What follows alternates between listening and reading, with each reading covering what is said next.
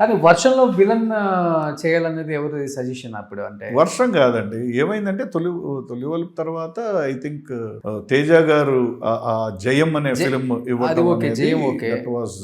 That was his master blow కదా. అంటే పెద్ద హిట్, రికగ్నైజ్డ్, ఇది సినిమా was a huge hit and తనకు మంచి పేరు వచ్చింది. He was recognised totally.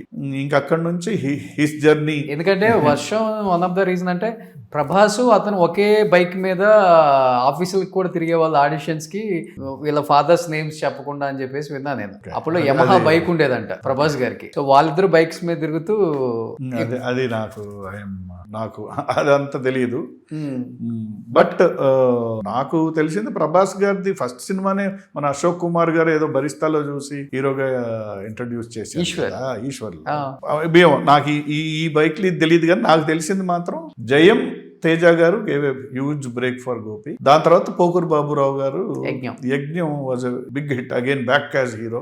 అక్కడ నుంచి నో టర్నింగ్ బ్యాక్.